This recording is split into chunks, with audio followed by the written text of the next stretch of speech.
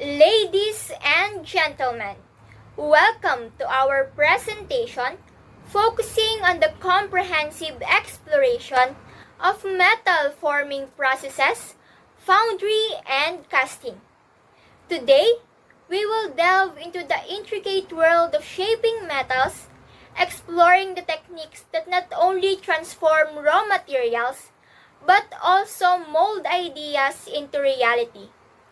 Join us as we navigate through the fundamental processes, highlighting their importance in engineering, manufacturing, and the creation of various everyday objects. Without further ado, let's embark on a journey through the fascinating field of metalworking and its vital role in shaping the world around us. Throughout this presentation, we will uncover the fundamental principles behind metal forming, foundry, and casting, exploring the materials and technologies that drive these processes, as well as the possible defects that hinders the production. To begin, metal forming processes encompass a wide range of manufacturing methods designed to shape metal into diverse forms and structures. These techniques involve applying force or pressure to change the shape, size, and properties of metallic materials. They may involve bending, stretching, and compressing metals through force, heat, or a combination of both. Metal forming includes various processes including bulk metal forming and sheet metal forming, each tailored for specific applications and outcomes.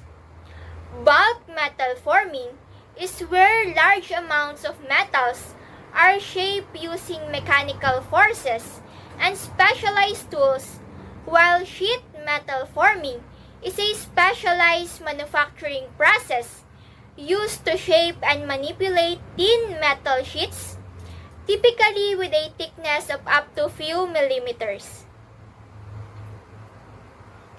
Bulk forming process includes various techniques like bulk forming, rolling, forging, and extrusion and drawing.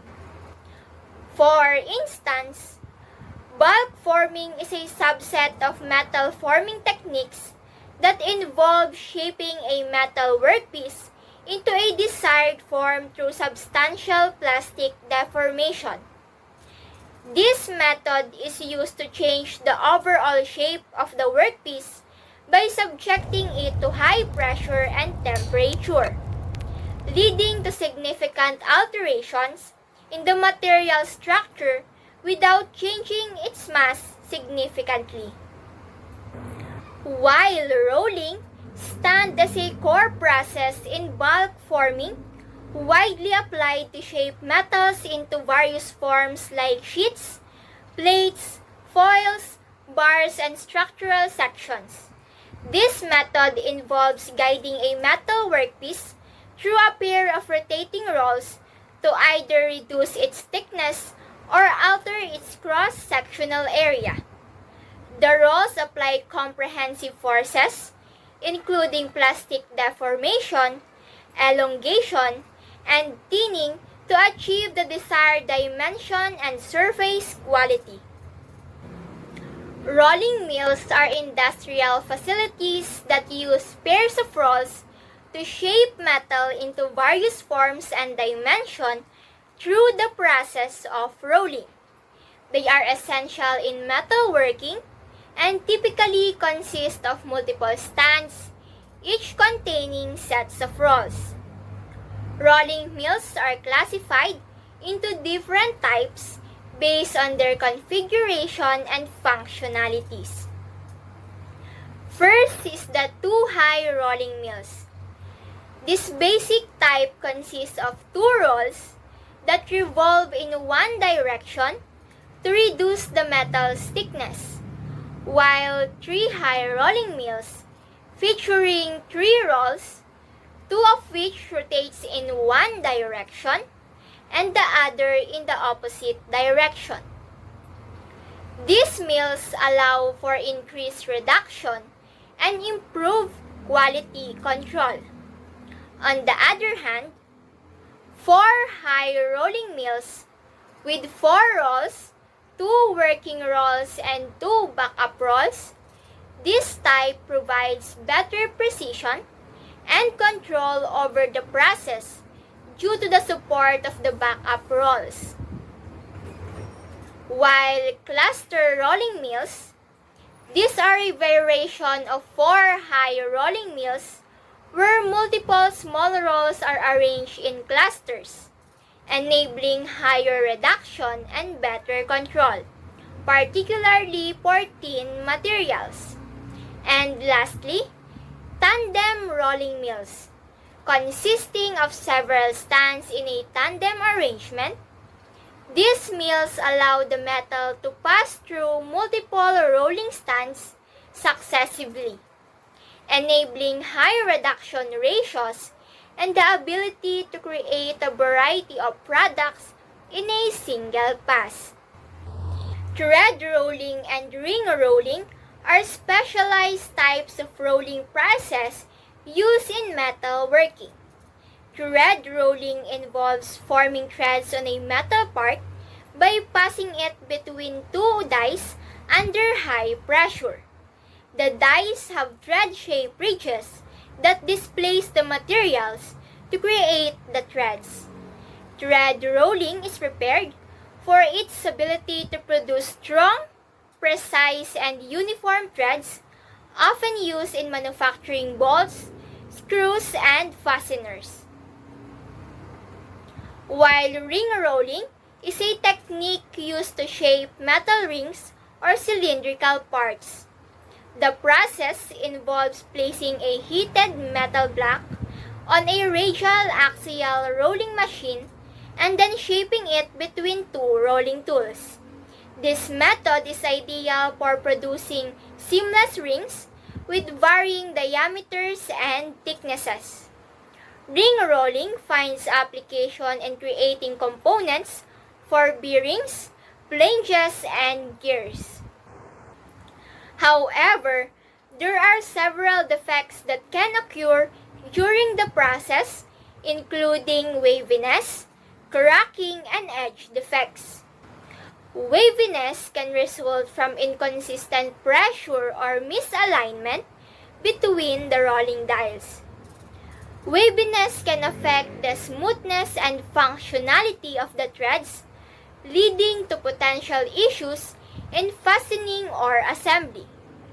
While cracks can occur in the material during thread rolling due to excessive pressure, improper material properties, or inadequate lubrication. While edge defects involve irregularities or imperfections on the edges of the rolled threads. These defects might be caused by factors such as improper alignment of the rolling dies or variation in material properties. Forging. Forging is one of the classifications of basic bulk forming processes. Forging is a process to make or shape metals by heating it in a fire or furnace and beating or hammering it. Here are the different types of forging. First type is open die forging. It is commonly used to produce large and heavy metal components such as shafts, bars, discs, cylinders, and blocks. Next is closed die forging. It is typically performed at high temperatures to reduce the resistance to deformation and enhance the metal's plasticity. Last type is flashless forging. It is commonly used for producing complex and intricate components that require high precision and dimensional accuracy. Forging hammers, presses, and dies. Hammers. They are tools used in forging to shape metals by applying repeated blows, and they are typically operated manually or with the assistance of power sources. There are 2 types of forging hammers. First is gravity drop hammers.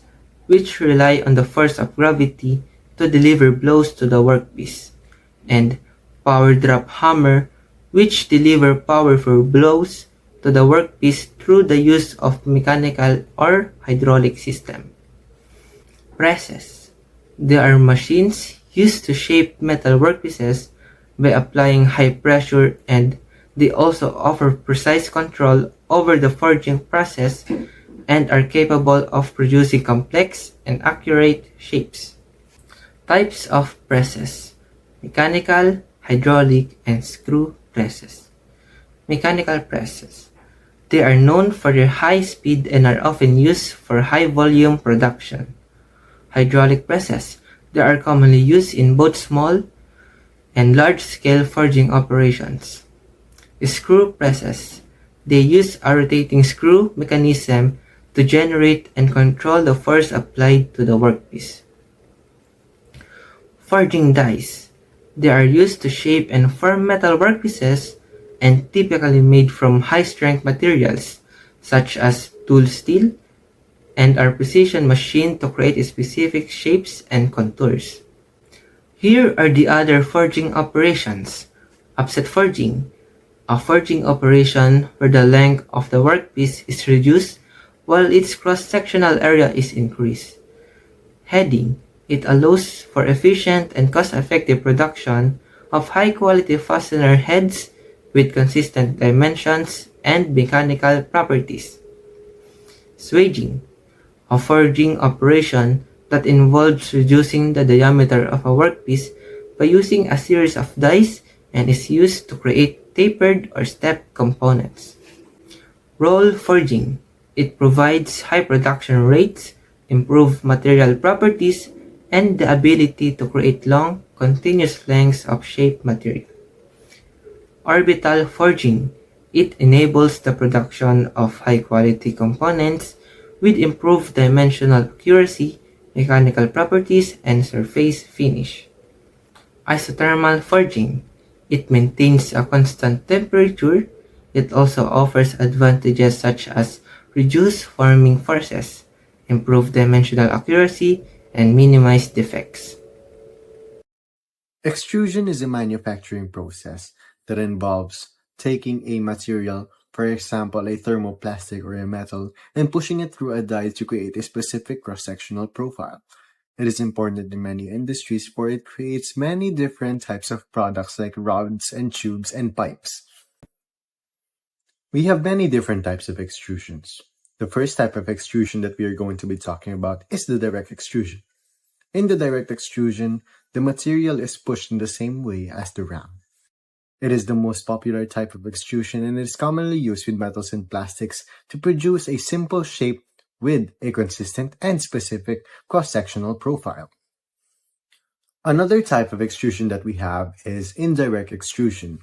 In indirect extrusion, the material is held stationary while the extrusion chamber is the one that is doing the work. It is less popular compared to direct extrusion because indirect extrusion requires specialized equipment.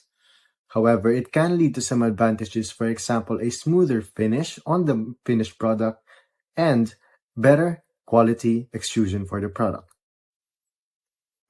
Another one is impact extrusion. In impact extrusion, we use high impact velocity or pressure to create and shape metal blanks into hollow cylindrical metal parts or containers. For example, we have aerosol cans and beverage bottles.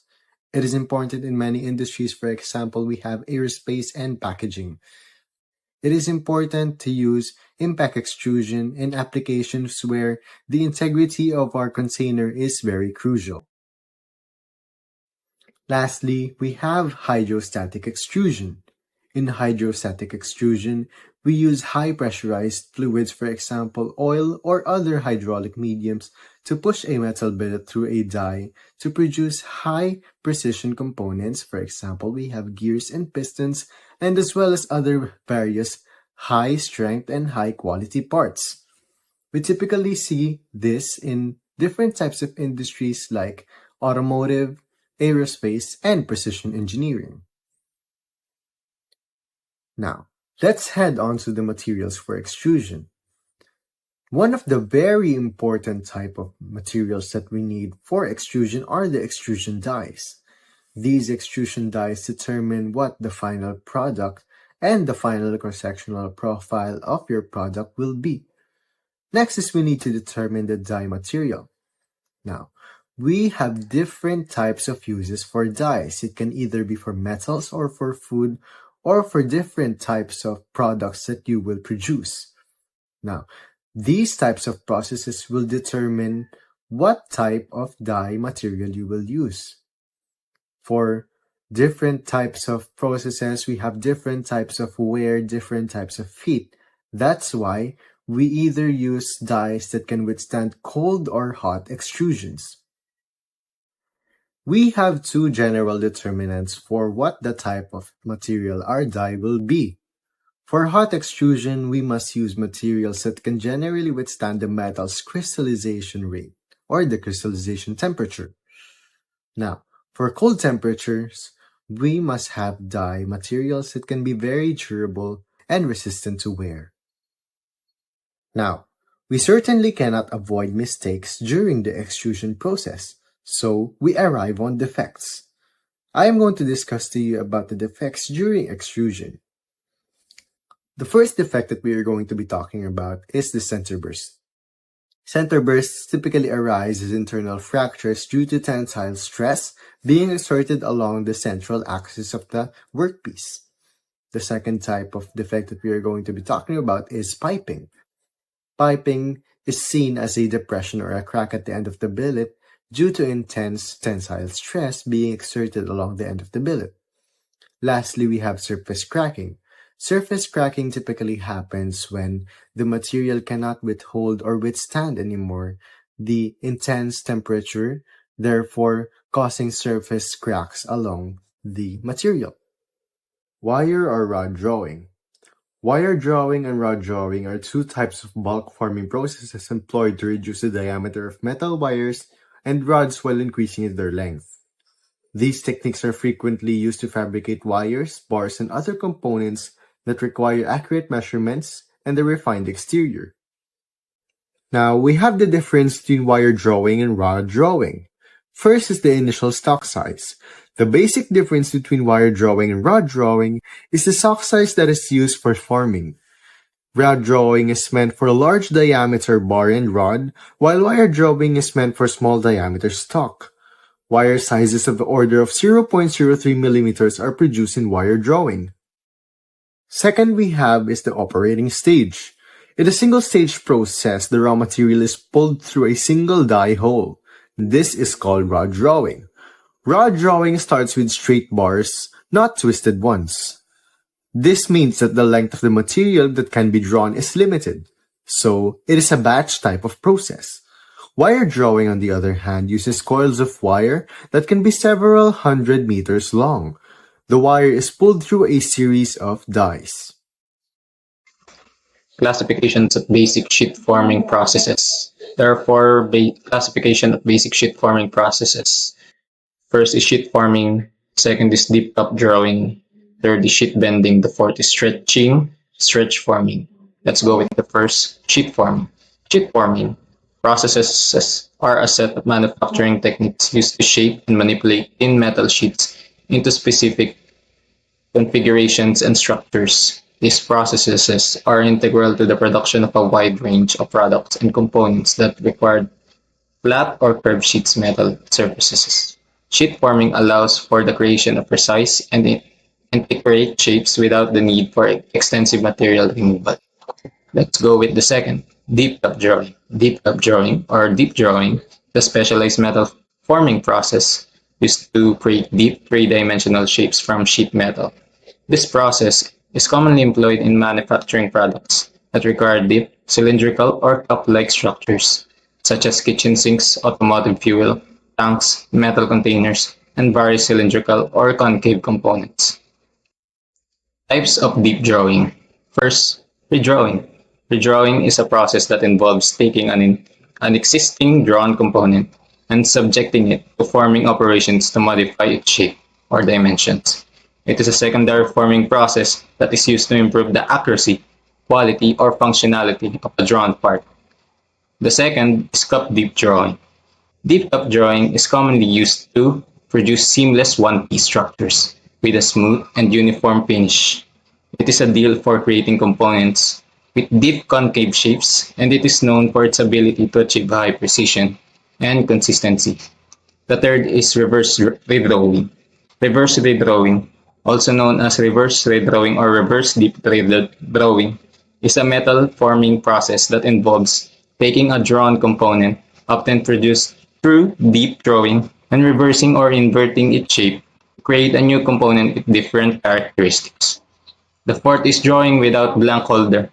Drawing without a blank holder refers to a specific forming technique known as free forming or free drawing. This process is a variant deep drawing, but involves drawing a metal sheet into a die cavity without the use of a blank holder, which is a component typically used to hold the material in place during the drawing operation. Now let's go to the defects in deep drawing. The first is wrinkling. Wrinkles are undesired folds or ridges in the material, often at the edges or corners of the drawn part. They result from uneven material flow and insufficient blank holder pressure. The second is tearing. Tearing involves the formation of cracks or fractures in the material, often near the edges. It can occur due to excessive strain, poor lubrication, or material-related issues. The third is earring. Earring leads to uneven wall thickness in a circular or cup-shaped drawn parts. It is caused by non-uniform deformation and can affect the product quality. The fourth is necking. Necking is the localized thinning of the material, often at the midsection of the drawn part, caused by excessive drawing forces. The fifth is oil canning. Oil canning results in the surface ripples or waviness due to the uneven tension during forming, affecting the part's appearances. The sixth is springback. Springback is the material's tendency to partially return to its original shape after deformation, often due to elastic deformation during drawing. Seventh, surface defect. Various surface imperfections like scratches, scoring, or gouges that can result from issues with tooling, abrasive materials, or improper handling. They can affect the part's appearance and quality. The eighth is bearing marks. Bearing marks are impressions on the surface caused by the excessive friction between the material and the die. And the last is metal flakes. Metal flakes are tiny sharp particles that may detach from the part's surface during forming, often due to die wear, burst, or material inclusion. In manufacturing, a fundamental sheet forming technique is sheet bending. It is categorized under bending processes and involves deforming a metal sheet around a straight axis to alter its shape. This deformation can occur in various ways, resulting in a wide range of bends. So in sheet bending, there are four key aspects to consider. First is bending, where a metal sheet is deformed along a straight axis, often a designated bend line to alter its shape. Second is roll bending, also known as plate rolling, which gradually transforms a flat sheet into a cylindrical or conical form by passing it through a series of rolls. Third is press brake forming, where a press brake machine exerts force to achieve precise bend angles. Lastly is wipe bending, which is used for intricate shapes and contours, where a metal sheet is molded around a contoured die, particularly for creating curved and complex components. Stretch forming and stretching are important techniques in stretch forming processes. In these processes, tensional stresses are applied to sheet metal, which is then manipulated to achieve the desired shapes. This method proves indispensable for creating intricate and tailored sheet metal components. Yet, there are three methods for this process. First is stretching, which involves applying tensile forces to lengthen a workpiece along a straight axis while maintaining its width. Second is stretch flanging, that secures the sheet metal at both ends and stretches it in the middle, resulting in material thinning and elongation, creating a longer, narrower sheet. Lastly stretch shaping that combines stretching and bending. Here, sheet metal is guided around a contoured die while being firmly held at its corners, with a stretching force applied at the center. This method allows sheet metal to take on complex and curved shapes. At this juncture, we will delve into the principles and fundamentals of foundry and metal casting. For instance, a foundry is a facility or workshop dedicated to melting metals, pouring them into molds and allowing them to solidify into specific shapes.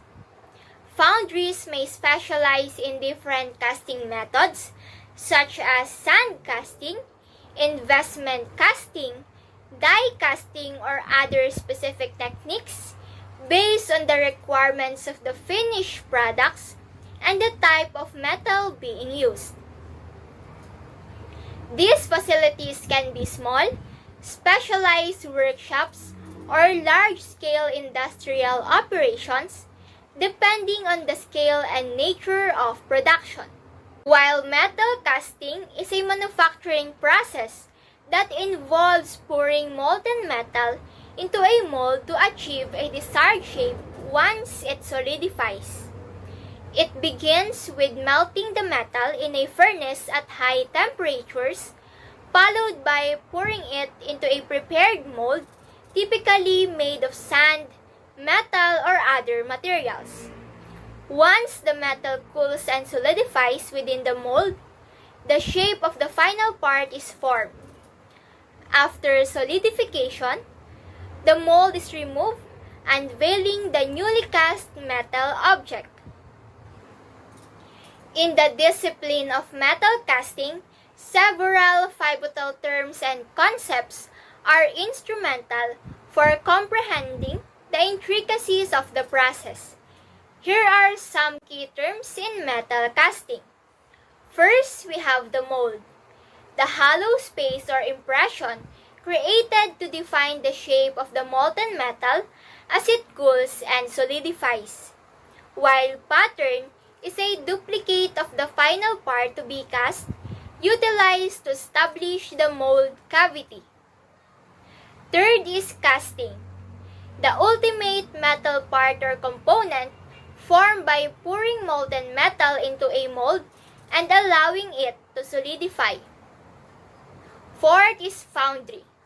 Foundry is the facility or workshop where casting operations are conducted, while pouring is the process of introducing molten metal into the mold cavity. Solidification is the stage during which the molten metal cools and hardens within the mold, transforming into a solid casting. Mold cavity, on the other hand, is the void within the mold where the molten metal assumes the desired shapes.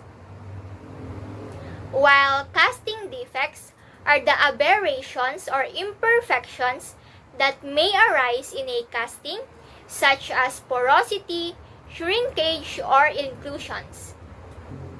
Gating system is the network of channels and runners responsible for conveying molten metal from the pouring basin to the mold cavity.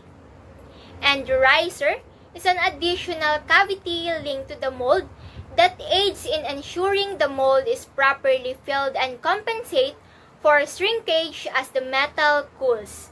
On the other hand, cope and drag is the upper and lower halves of a two-part mold that are assembled to create the complete mold cavity.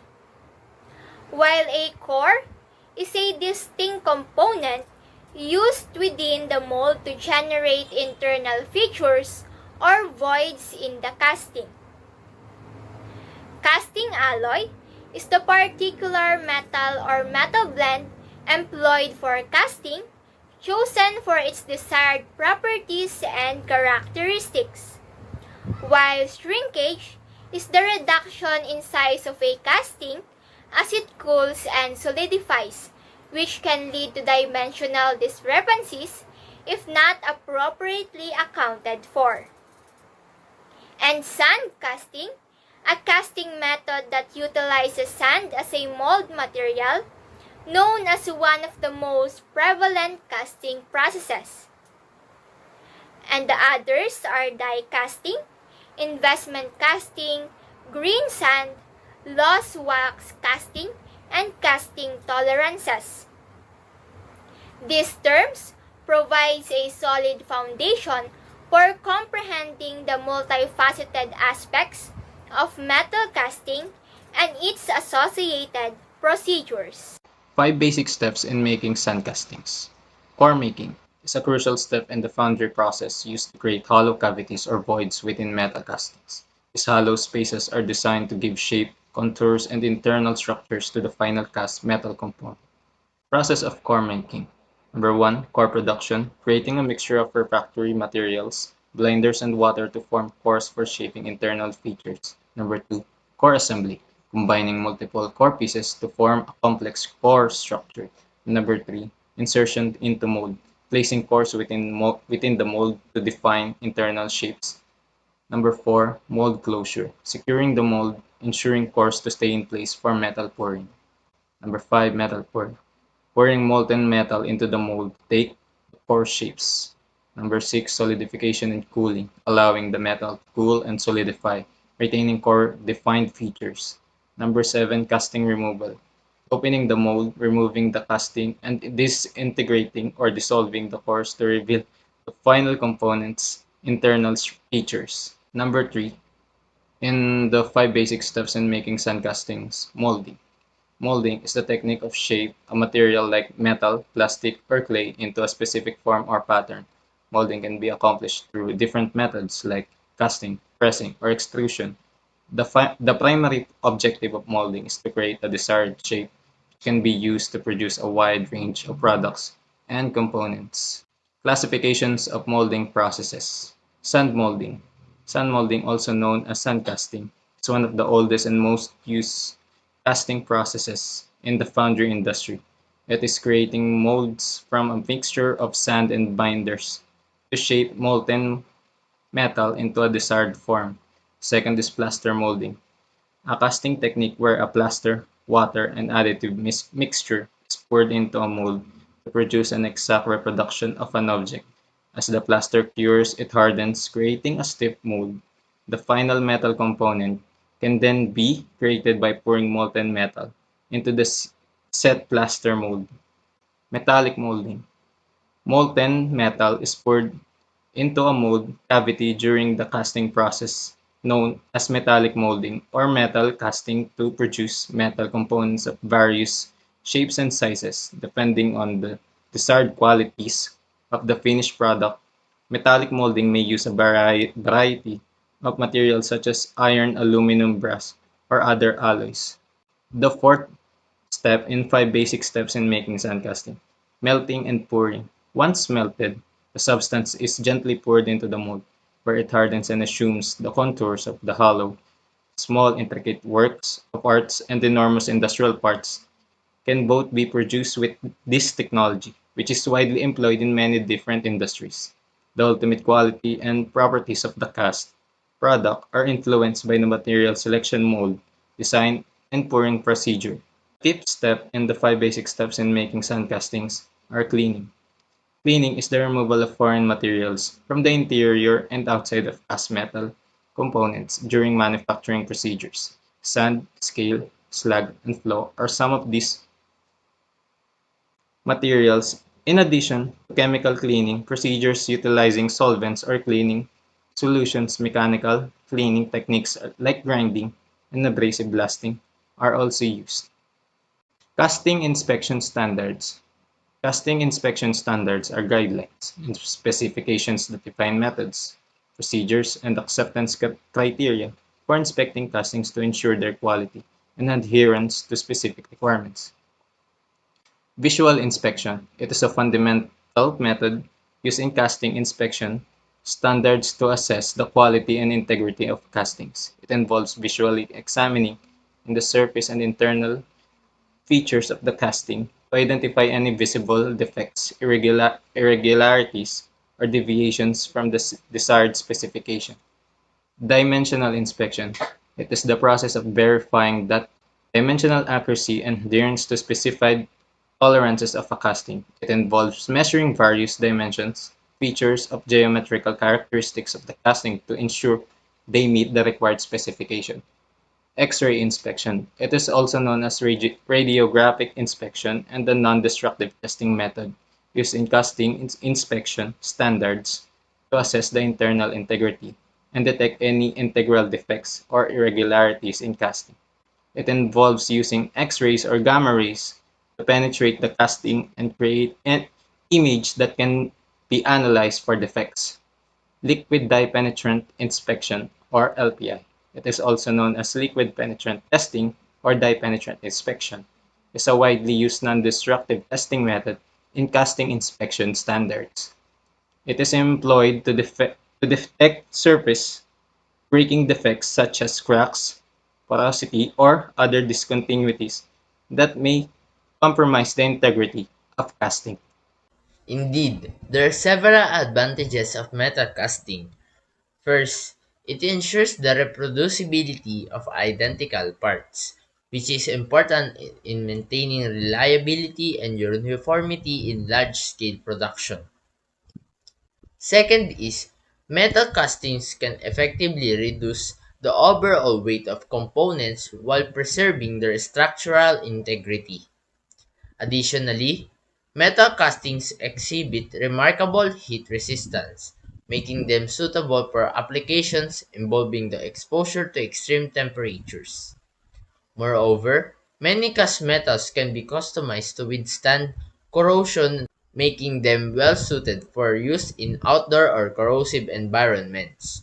Next is the swift production process. Once molds are prepared, it enables rapid manufacturing and shorter lead times, contributing to efficiency. Furthermore, metal casting allows for design optimization, resulting in more cost-effective solutions that improve performance and efficiency.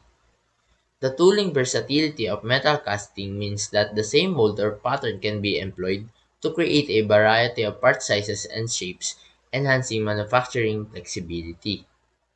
Lastly, metal casting aligns with green manufacturing practices by allowing for the recycling and reutilization of materials, promoting sustainability and environmental responsibility throughout the manufacturing process. So, these advantages collectively make metal casting a versatile and eco-friendly manufacturing method applicable to a wide range of industries and applications. However, there are also limitations. First is limited precision, so achieving very tight tolerances and fine surface finishes can be difficult, especially for complex components, which often requires additional machining. Next is high initial tooling costs that can render metal casting less cost effective for small production runs. Third is size and weight limitations that arise when casting large or heavy components, as handling molten metal and robust equipment are necessary. Yet, porosity is also a concern, as castings may contain internal voids that compromise part integrity, while inconsistent properties may result from variations in cooling rates and mold quality. Another limitation are limited material options and difficulties in making design changes further restrict its applicability. Lastly, safety risks when handling molten metal, requiring precautions to protect workers and equipment. These limitations should be carefully considered when choosing metal casting for manufacturing processes. Moving forward, sand casting is a widely used metal forming process where molten metal is poured into a sand mold to create intricate metal parts, and it is one of the earliest methods for producing metal components.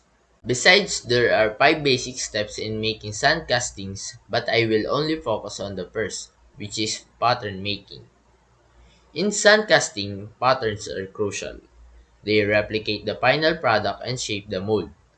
Metal is poured into this mold, and cores can create hollow parts, and this is a fundamental step in sand casting. First type of pattern making is pattern allowance. are intentional adjustments to a pattern's measurements compensating for potential variations in the casting process to ensure the final product meets desired specifications. However, shrinkage allowance addresses the volume decrease during metal cooling, guaranteeing that the final casting matches the intended dimensions. Next is machining allowance. It is the intentional addition of extra material to a workpiece during production to help in later machining operations.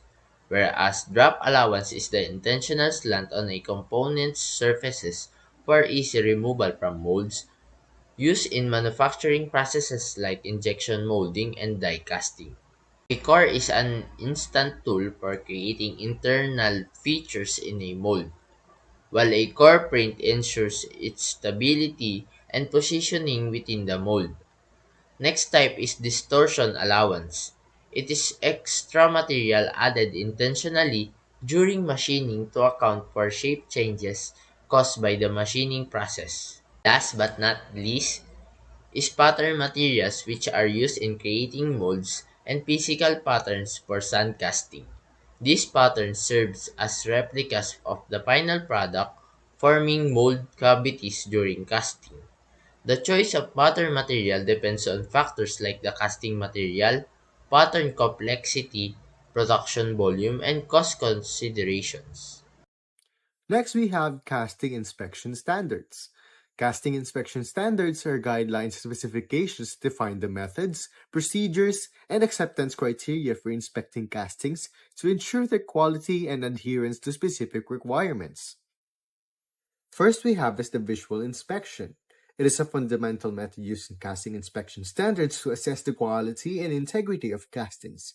It involves visually examining the surface and internal features of the casting to identify any visible defects, irregularities, or deviations from the desired specifications. Second, we have is the dimensional inspection. It is the process of verifying the dimensional accuracy and adherence to specified tolerances of a casting. It involves measuring various dimensions, features, and geometrical characteristics of the casting to ensure they meet the required specifications. Next, we have our what we call X-ray inspections. It is also known as radiographic inspection and a non-destructive testing method used in casting inspection standards to assess the internal integrity and detect any internal defects or irregularities in castings. It involves using X-rays or gamma rays to penetrate the casting and create an image that can be analyzed for defects. Lastly, we have what is called the liquid dye penetrant inspection, or also known as an LPI. It is also known as a liquid penetrant testing or dye penetrant inspection. It is a widely used non-destructive method in casting inspection standards. It is employed to detect surface breaking defects such as cracks, porosity, or other discontinuities that may compromise the integrity of the castings. Castings may also be prone to mistakes or defects. That's why we have what is called a casting defect. A casting defect is essentially a flaw or imperfection that can occur during the manufacturing of a metal casting, causing deviations from the intended specifications and quality standards of the final part. These imperfections can take various forms, including issues like porosity, shrinkage, cracks, inclusions, or deviations in dimensions. We have different types of casting defects. First, we have here is a gas porosity defect. Gas porosities represents a prevalent imperfection in castings, distinguished by the existence of minute gas cavities or gaps within a metal casting. These voids materialize as a consequence of diverse factors, including the entrapment of air, moisture, or molten metal during its transformation into a solid state. Now, we also have different types of gas porosities. First, we have is the blowholes. Blowholes represent a specific type of gas-related imperfection that can occur in metal castings. They are identified by the presence of spherical or irregularly shaped voids within the material. Next, we have is the open hole. An open hole represents a type of gas-related imperfection found in metal castings, characterized by the presence of a void or cavity on the casting surface, often resembling a pit or depression. Lastly, we have our pinholes. Pinholes are a specific type of gas-related imperfection in metal castings. They're recognized by the presence of numerous, small, often circular voids on the casting surface, resembling tiny pinpricks or miniature craters. These minute openings occur due to the entrapment of gases such as air or vapor within the molten metal during the casting process. Next type of casting defects that we have are what we call shrinkage defects. A shrinkage defect, a prevalent flaw in casting, emerges as a consequence of the natural contraction of the metal as it undergoes transition from a liquid phase to a solid state during the casting process. This occurrence leads to the development of voids or cavities within the casting, posing a potential risk to both its structural integrity and dimensional precision.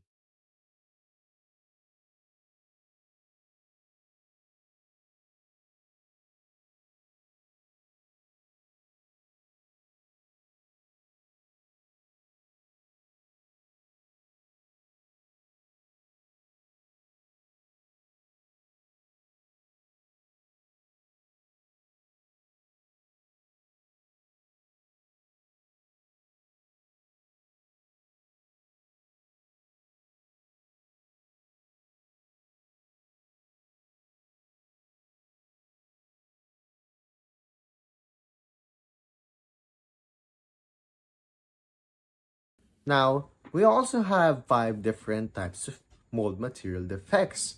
First that we have our cut and washes. Cuts are narrow, elongated defects or cavities in the mold material, resembling cracks or grooves, while washes are areas where the mold material has been washed away or eroded by the molten metal. Second, we have our swells. Swells refer to localized, raised, or bulging areas on the surface of a casting. These irregularities occur when the mold material or core experiences localized expansion during the casting process. Third, we have our drops. Drops are the small undesired metal projections or excess material that form on the surface of a casting. These drops can resemble drips or small knobs of metal and are considered casting defects. Fourth, we have our metal penetration. Metal penetration is a casting defect that occurs when molten metal gets through and sticks to the mold surface. This defect results in metal getting into and solidifying on the mold's cavities or surface. Lastly, we have a rat's tail. A rat tail defect is a specific type of casting defect that happens as a narrow, elongated projection of the surface of a casting. This defect can look like a thin, tail-like extension, and rat tail defects are undesirable because they can mar through the surface finish of the casting and may indicate issues within the casting process. The third type of casting defects that we have are what we call pouring metal defects. Defects in pouring metal encompass various imperfections that arise while pouring or filling the mold in the casting process, particularly when the molten metal is introduced into the mold cavity. These issues can often include misruns, cold shots, and slag inclusions. Now, let's go in depth into the types of pouring metal defects. First, we have are the cold shots. Cold shots, a defect encountered in the pouring of molten metal during the casting process, is recognized by a visible line or seam in the final cast part. It emerges when two separate streams of molten metal fail to fully merge within the mold cavity, resulting in an incomplete fusion. Next, we have are what we call misruns. Misruns, a defect encountered in the pouring of metal during the casting process, occurs when the molten metal doesn't entirely fill the mold cavity, resulting in an incomplete casting. Next, we have our slag inclusions. Slag inclusions are what we call a defect in pouring metal occurs when non-metallic elements like slag, oxides, or impurities become trapped within the molten metal and subsequently get trapped in the casting as it solidifies. Now let's go into the fourth type of casting defects that we have. These are what we call metallurgical defects.